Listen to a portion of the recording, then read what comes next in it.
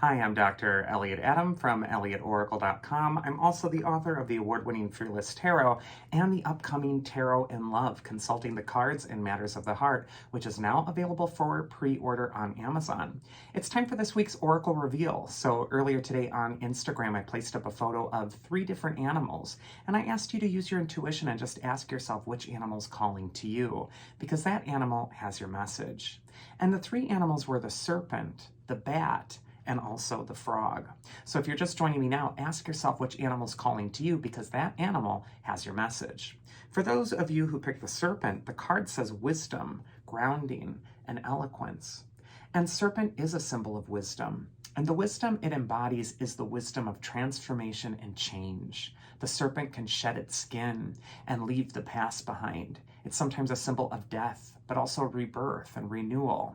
And so if you're attracted to serpent, this might be a time where you're ending something, you're letting go of something or surrendering it in order to let a better version of yourself emerge from the shed skin. And it might be just a time to let go of that past, but then also embrace the new beginning.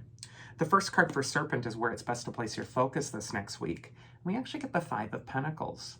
Traditionally, the 5 of Pentacles is the poverty card in the tarot. On a very practical level, it could just say focus on your finances, don't spend too much. But for me, the 5 of Pentacles is way more important than just a dollar amount. The 5 of Pentacles for me really has to do with our sense of self-worth and worthiness. And sometimes it can also represent our feeling of not belonging, not having a place. You know, the figures on the card are walking outside of the warm glow of the church. They're in the snow. They're feeling untouchable, like they don't really have a place in there. And yet they do. The 5 of Pentacles is asking you to examine any attitudes or beliefs that you're holding on to that make you feel like you don't have a seat at the table in front of you. What you need to know is that all successful people feel sometimes like they're a fraud, or my goodness, I hope no one finds out that I don't know everything, or maybe I don't really belong here. And yet you're still needing to take your place. So the 5 of Pentacles is asking you to examine anything that has to do with a hit to your self-worth or your worthiness, and it's time to let that go so that a new rebirth can happen within you. The second card is advice from your inner wisdom if you pick the serpent, and we actually get the judgment card. The angel of judgment blows the trumpet and all the dead rise out of the grave again. And what that indicates is that this is going to be a time of rebirth and renewal for you. That with every death or ending, there's also a rebirth or a renewal. And this is going to be a time of transformation where you're going to reawaken. This could also be a time where your inner wisdom is telling you that it's time to resuscitate something that you feel might have been dead in your own head or your own heart up until now. And so this is a time to wake up again, to be alert. Judgment blasts the trumpet and makes us awake and aware of what's actually happening right now. And I just think that this is also a card of rebirth and renewal, much like the phoenix that rises out of the ashes. This could be a time where you're really resuscitating your self-esteem. And the mythic archetype that may help you with some of this is actually Helios. He's the god of the sun. Helios could indicate a need for perspective. He is in his sun chariot looking down at the earth from high above. He's also a god of light. And so this could be a time where you're really focusing on yourself in the highest sense, but also looking at your own inner light and appreciating it. I'm almost feeling for serpent that it's so important that you're not in conflict with yourself, that you get on your own team, and that you believe in your abilities and you believe in yourself, especially at this important stage in your life. So Helios could just say, time to circle above and look at things from a distance, and also bring yourself into the light and see yourself from that perspective. Second is the brave bat. So if you pick the bat, the card says perception, change, and flexibility. And much like the serpent, the bat is a symbol of transformation and change. The bat is long associated with death and rebirth. And so this could be a time, again, where you're going through your own shamanic death, your own process where you're letting go of a past part of your identity in order to experience that rebirth or renewal. So there is a little bit of a theme this week.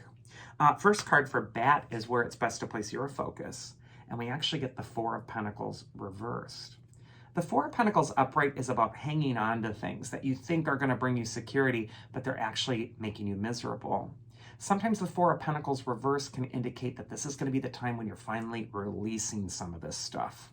Four of Pentacles reverse could be reminding you that the external things that you might be clinging to for validation of your value may not be, exactly what really is the final word on you.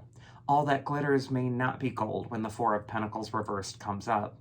And the important message is to let go of anything that's become burdensome or anything that's been blocking you from your deeper sense of purpose, your deeper spirit.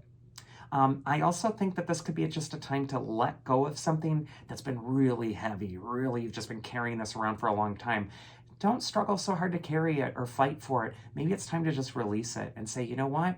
If it's meant to be mine, it will come back. Next, we're going to go into advice from your inner wisdom. And we actually get the Temperance card reversed. So 2 reverse cards, which are unusual because I don't reverse a lot of cards in my tarot deck before I do a reading. Temperance reversed can warn of excess, doing something too much. And the excess in question could be something that you're ingesting, like food or drink, or too much of something that might have been a good thing, but now it's kind of getting to be a bad thing. But Temperance reverse can also represent an excess of a certain sort of emotion, excess fear, excess anxiety. Temperance reversed is telling you nothing too much. It's time to bring balance back to the part of your life that feels lopsided or that it's just been sucking up all the oxygen. And the mythic archetype that's going to help you is actually Pontos. He is a god of the sea, and he also represents the unknowable, the things that are just out of sight, that you can't quite see clearly at this time.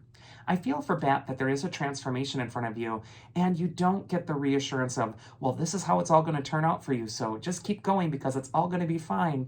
There is this sense that part of the courage that's required to let go of some of this stuff and to bring balance again is to surrender yourself to the mystery of what that could be.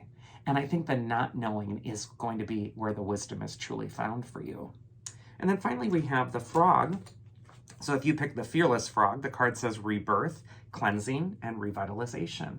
And so much like all 3 animals this week, it's all about rebirth. It's all about renewal. It's about letting go. But Frog is also associated with feelings. So this might be a time when you're really letting your feelings flow. Frog is also a symbol for tears. And whoever said, crying doesn't help anybody doesn't know what they're talking about, because sometimes it's so important for us to release our burdens through tears. There's cleansing that can be found in that. And there's even science that says tears contain toxic elements that the body expunges. So this could be a time, again, where you're just letting go of something that's been toxic by allowing your feelings to really flow. First card for Frog is where it's best to place your focus. And we get the 2 of Pentacles, which is saying it's going to be an unpredictable time this next week for Frog. There's going to be a lot of things you're juggling. And you want to be flexible and adaptable, but you also don't want to lose sight of your sense of humor. And maybe the tears that need to flow for you could even be tears that come from laughter, allowing yourself to feel just this overwhelming joy. And that's really going to give you the resiliency and the ability to overcome whatever waves life is throwing at you. Second, the advice from your inner wisdom, if you pick the Frog, is the Queen of Wands. And she's one of the most confident, charismatic cards in the tarot. She's telling you to step into your power at this time, to be unique, to be a leader, to turn your face toward the light. There's an optimistic quality to both of these cards, even if there is a bit of an unpredictable quality with the first. The Queen of Wands is telling you that you deserve a right to be at the seat of the table that you're at, and it's time to take your sunflower throne and turn your face toward the light. And then the mythic archetype that's going to help you if you pick the Frog is actually Zeus. He's the king of the gods, but he also wields the lightning bolt.